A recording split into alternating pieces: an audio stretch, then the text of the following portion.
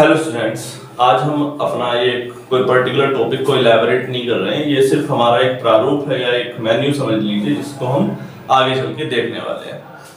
हमने 11th और 12th की एनसीईआरटी देखनी है। एनसीईआरटी मान लीजिए कि कंपलसरी मानिएगा, अगर आप आईआईटी की तैयारी कर रहे हैं तब एनसीईआरटी से आप इतना हो सकता है कि मेंस में थोड़ा बहुत कमाल करके दिखा सकते हैं, अच्छा करके भी दिखा सकते हैं, लेकिन एडवांस में उसका सिर्फ बेसिक स्ट्रक्चर काम में आएगा, लेकिन सवालों में काम में नहीं आएगा। तो एनसीईआरटी जो कि आपकी 11th क्लास की होगी और 12th क्लास की होगी, इससे नीचे की क्लास में केवल बेसिक स्ट्रक्चर आ सकता है, लेकिन उससे नीचे का नहीं आएगा। इसके बाद की जो क्लास होंगी उसमें हम बेसिक क्लास देखेंगे। बेसिक क्लास जो हमारा कोई भी चैप्टर होगा, जैसे कि हमने सेट्स पढ़ाया था, तो सेट का जो पार्ट 1 होगा या पार्ट 2 जो होने वाला है, शुरुआत के 1-2 पार्ट वो किसी भी चैप्टर के बेसिक स्ट्रक्चर की जानकारी देंगे और ये कंपलसरी होगा। कंपलसरी का मतलब ये करना ही करना है, अगर आप मेंस की तैयारी कर रहे हैं तब भी और एडवांस की कर रहे हैं तब भी आपको कर लेना चाहिए, क्योंकि जब तक आपको किसी भी विषय की बेसिक जानकारी नहीं होगी तब तक उस पर आगे बढ़ा नहीं जा सकता। क्योंकि एक बेस में क्लैरिटी ना हो, जैसे फॉर एग्जांपल हम एक कोई एग्जांपल भी लेके चल सकते हैं। जैसे sin x दिया, sin x का आपको पता है डोमेन क्या होता है या रेंज कहां तक होती है, वो आप लिख सकते हैं आसानी से। sin x की रेंज अगर आप लिखना चाहें तो -1 से 1 हो सकती है, और अगर sin x की आपको पता है और sin 3x की आपको निकालने के लिए आ जाए, तो उस केस में आपको इस 3 का किस प्रकार से नोटेशन किया जाएगा तो वो आपको देखना आना चाहिए। ठीक, तो जब तक आपके पास वो बेसिक जानकारी नहीं होगी तब तक इसका कोई एडवांटेज नहीं होगा। ठीक, तो एक आपके पास बेसिक जानकारी वाला विषय आ गया, एक एनसीईआरटी वाला केस आ गया, ये दोनों हमारे कंपलसरी कराए जाएंगे। जब ये बेसिक आ जाएगा उसके बाद फिर हम मेंस का पार्ट स्टार्ट करेंगे। मेंस में कम से कम बिना तो किसी भी चैप्टर को ले लीजिए 3 या 3 से ज्यादा टॉपिक बनेंगे, हर कोर्स पे बन जाएंगे। कितना भी इजी टॉपिक हो, जैसे सेट्स का भी बना है तो सेट में भी 3 चैप्टर आ गए, ठीक, जो कि सिर्फ मेंस का हिस्सा है। तो मेंस वाले पार्ट में कम से कम 4, 5 और 6 और हो सकता है कि 7 भी बन जाए, ये कोई फिक्स नहीं है कि पार्ट कितने बनेंगे। 4, 5, 6, 7, कम से कम 6 से 7 3-4 पार्ट बनने वाले हैं, और जो हम कराएंगे कंपलसरी करवाएंगे। कम से कम 3 पार्ट तो मेंस में भी हो करेंगे। अब सेट्स जैसे है वो तो मेंस का पार्ट हो गया, लेकिन इसके अलावा जो चैप्टर है, जैसे कि फंक्शन हुआ, ट्रिगोनोमेट्री फंक्शन हुआ, इनवर्स ट्रिगोनोमेट्री फंक्शन हुआ, 3D ज्योमेट्री हुआ या वेक्टर हुआ, तो ये सब आपके एडवांस के हिस्से में भी आते हैं। तो एडवांस तक पहुंचने के लिए सबसे पहले हमें मेंस का भी आ जाना चाहिए, बेसिक भी आ जाना चाहिए, तब हम एडवांस में पहुंचेंगे। और इसके बाद के जो लेक्चर होंगे वो 8, 9 और 10 या 11, 12 जितने भी हो सकते हैं, तो उतने पार्ट हमको बनाने पड़ेंगे किसी एक पर्टिकुलर टॉपिक पर। तो अब ये संभावना है कि जो फिजिक्स और केमिस्ट्री होती है उसमें एक आसान बात ये होती है कि लगभग सभी चैप्टर का प्रारूप अलग अलग होता है, हालांकि वे एक दूसरे से जुड़े होते हैं, फिर भी उन्हें हम सीक्वेंस वाइज कर सकते हैं। मैथ में समस्या ये है कि जैसे रिलेशन एंड फंक्शन वाला जो टॉपिक है, ये वाला टॉपिक आपका 11th क्लास में भी है, और रिलेशन एंड फंक्शन वाला जो विषय है ये आपका 12th क्लास में भी है। तो ये टॉपिक आपके दोनों क्लासेस में आ गया है।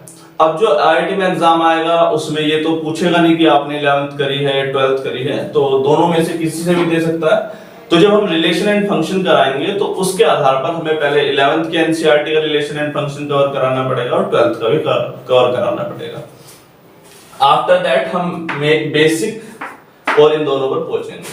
ठीक, तो ये कुछ टॉपिक हैं, जैसे कि रिलेशन एंड फंक्शन, ये दोनों पार्ट में आता है। ट्रिगोनोमेट्रिक फंक्शन और इनवर्स ट्रिगोनोमेट्रिक फंक्शन जो है आपके, ये दोनों, ये वाला 11th का पार्ट है और ये 12th का पार्ट है, और ये ट्रिगोनोमेट्रिक फंक्शन के जरिए ही जुड़ जाएगा, एक ही चैप्टर में काउंट हो जाएगा। तो इन दोनों को भी हमको पहले कराना पड़ेगा। 11th की और 12th के एनसीईआरटी के बाद हम बेसिक स्ट्रक्चर पर जाएंगे, फिर मेंस का और एडवांस के पार्ट पर चलेंगे। ठीक, अब जैसे कि 11th का एक हिस्सा है लिमिट्स एंड डेरिवेटिव, जो कि 11th का पार्ट है, और कंटिन्यूटी की बात करें और डिफरेंशिएबिलिटी की बात करें तो कंटिन्यूटी वाला चैप्टर ऑलमोस्ट डिपेंडेंस है या जुड़ा हुआ है लगभग लिमिट्स के आधार पर। तो लिमिट्स, कंटिन्यूटी और डिफरेंशिएबिलिटी जैसे चैप्टर एक साथ पढ़ाए जा सकते हैं।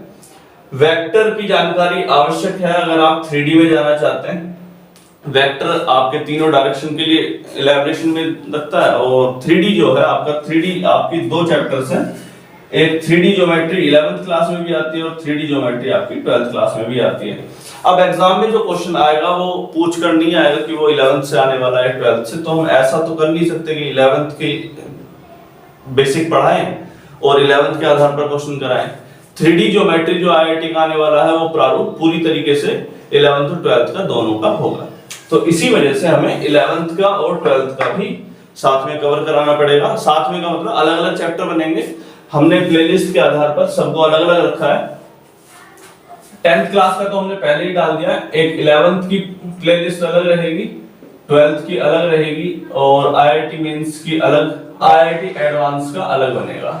ये हमारे 4 मुख्य पार्ट होंगे, ये 4 हमारे मुख्य रूप से आपको पता होने चाहिए कि अगर आपको मेंस में जाना है तो मेंस के पार्ट 1 और पार्ट 2 जो ये है, जो कि आपका बेसिक स्ट्रक्चर है, ये आपका मेंस में भी पाया जाएगा और एडवांस में भी आपका पाया जाएगा, ताकि आपको बेसिक जानकारी लगा सकें।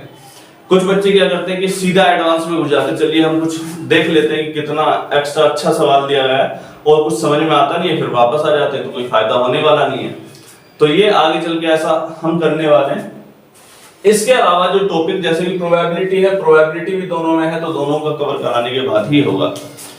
जो 11th के जो बाकी के रिमेनिंग चैप्टर हैं, जैसे कि सीक्वेंस एंड सीरीज हुआ, बायनोमियल थ्योरम हुआ, परम्यूटेशन एंड कॉम्बिनेशन, और आपकी बाकी के जितने भी चैप्टर आपके बचते हैं जो कि इसमें नहीं आते हैं, इंडक्शन वगैरह और भी हैं, 12th में भी है आपका डिफरेंशिएशन, इंटीग्रेशन और बाकी सब, जो कि 11th और 12th में कंबाइंड नहीं हो रखे हैं, तो हम उन्हें सीक्वेंस में ही चलेंगे और सीक्वेंस में ही कवर करते चलेंगे। पहले 11th का कराया जाएगा और फिर 12th का कराया जाएगा।